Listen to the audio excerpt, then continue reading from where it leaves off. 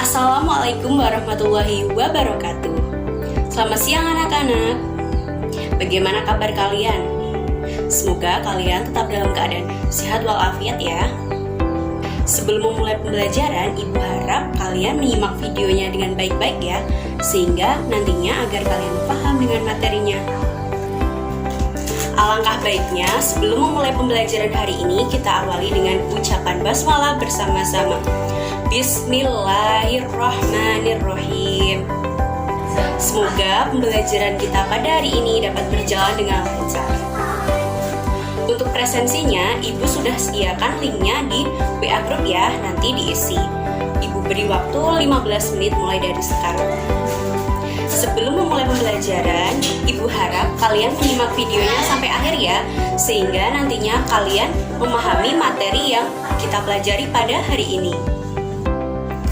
Pada pertemuan sebelumnya, kita sudah belajar mengenai keanekaragaman hayati tingkat gen, jenis, dan ekosistem.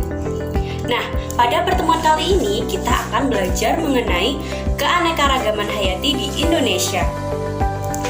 Setelah belajar pada materi keanekaragaman hayati di Indonesia, kalian nantinya diharapkan mampu mencirikan karakteristik flora dan fauna yang ada di Indonesia menurut pola persebarannya. Dan kalian diharapkan mampu mempolakan flora endemik Indonesia menurut Gardis, Willis, dan Weber. Apakah kalian sudah siap untuk memulai pembelajaran hari ini? Oke, sepertinya kalian sudah siap ya. Sebelum memulai pembelajaran kali ini, mari simak video berikut ini. Malam yang sepi di pinggir dusun yang permai, aku sendiri menata hati. Hari yang indah berputar dalam hidupku, dan ku jalani bersama temanku. Walau dusunku sunyi. Nah, dari video tadi, apa sih yang dapat kalian simpulkan? Yap, betul sekali. Ternyata setiap daerah atau provinsi yang ada di Indonesia itu memiliki flora dan fauna yang berbeda-beda. Nah, hal ini menunjukkan bahwa di Indonesia kita memiliki keanekaragaman hayati. Kalian tahu tidak sih apa yang menyebabkan flora dan fauna di setiap daerah itu berbeda-beda? Jadi, persebaran flora dan fauna itu dipengaruhi oleh berbagai macam faktor nih. Di antaranya meliputi iklim, vegetasi, interaksi dengan organisme lain, dan barier fisik. Indonesia memiliki jumlah spesies endemik tertinggi di dunia. Hal itu disebabkan oleh karena banyak pulau yang terisolasi dalam waktu lama, sehingga perlahan muncul spesies lokal yang unik yang disebut dengan endemik. Materi yang akan kita bahas pertama yaitu persebaran flora. Flora di Indonesia termasuk kawasan Malaysiana. Kawasan Malaysiana meliputi Malaysia, Filipina, Indonesia, dan Papua Nugini. Menurut Van Welsen dan Silk Botanis yang berasal dari Belanda, flora Malaysiana terbagi ke dalam 3 wilayah, yaitu flora daratan Sunda, Sahul, dan Tengah atau Willis, yang khas dan endemik. Berikut contohnya. Contoh flora Sunda yaitu Nepenthes gymnopora atau kantung semar, yaitu tumbuhan pemakan serangga. Yang kedua yaitu contoh flora Sahul, yaitu Myristica fragrans atau yang biasa disebut dengan pohon cemara. Yang ketiga yaitu contoh flora pada kawasan Wales, yaitu Eucalyptus declucta atau pohon pelangi. Karena batangnya berwarna-warni sehingga dapat dikatakan sebagai pohon pelangi. Oke, langsung saja kita masuk pada materi kita yang kedua, yaitu persebaran fauna. Persebaran fauna terbagi menjadi 3. Yang pertama yaitu kawasan Indonesia Barat, yang kedua yaitu peralihan, dan yang ketiga kawasan Indonesia bagian timur yang dipisahkan oleh garis Wallace, Weber, dan Lydekker. Apa sih garis Wallace itu? Garis Wallace merupakan garis yang memisahkan wilayah geografi hewan Asia dan hewan dari Australia. Nama garis ini diambil dari nama penemunya, yaitu Alfred Russel Wallace yang berasal dari Inggris. Sedangkan garis Weber yaitu garis yang memisahkan antara fauna yang ada di Asia dan Australia melewati Kepulauan Tanimbar. Nama garis Weber diambil dari nama penemunya, yaitu Max Carl Wilhelm Weber yang berasal dari Jerman. Sedangkan garis Lydekker merupakan garis yang memisahkan antara daerah Wallace dengan kawasan Indonesia Timur. Garis Lydekker ditemukan oleh Richard Lydekker yang berasal dari Inggris. Nah, pada gambar di samping ini, garis Wallace ditunjukkan pada garis yang berwarna merah.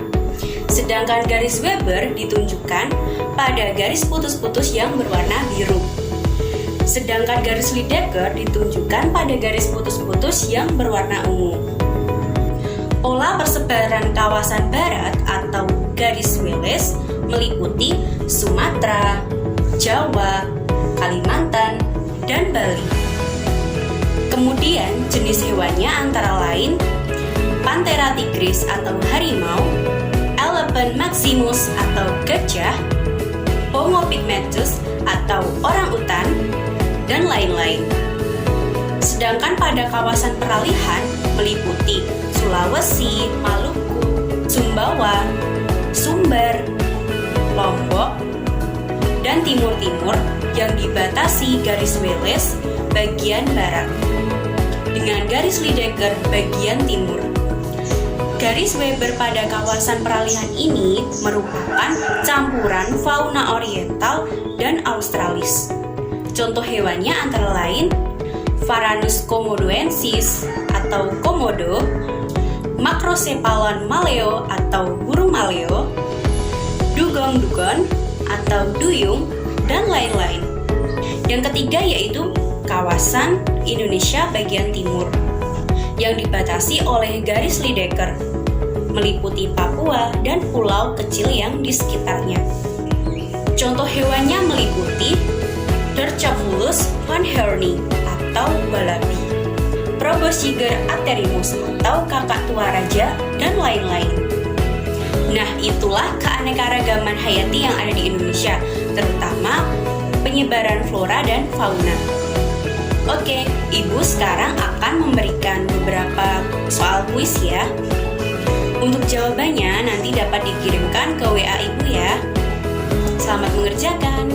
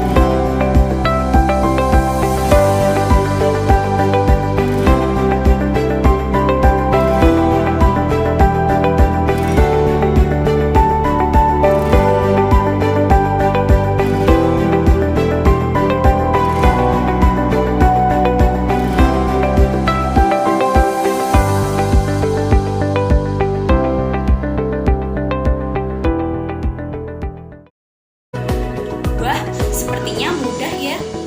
Pasti kalian bisa mengerjakannya.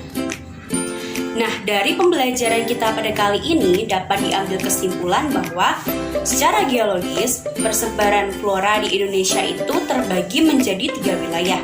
Yang pertama yaitu flora daratan Sunda, yang kedua yaitu flora daratan Sahul, dan yang ketiga yaitu tengah atau Wilis. Sedangkan persebaran fauna yang ada di Indonesia itu terbagi menjadi 3 kawasan.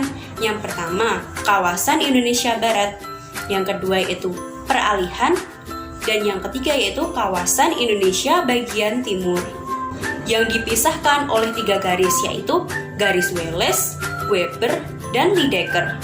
Nah, pada pertemuan selanjutnya, kita akan mempelajari materi mengenai ancaman dan upaya pelestarian keanekaragaman hayati makhluk hidup.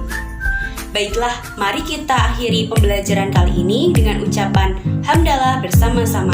Alhamdulillahirabbil alamin. Oh iya, jangan lupa tetap jaga kesehatan ya anak-anak.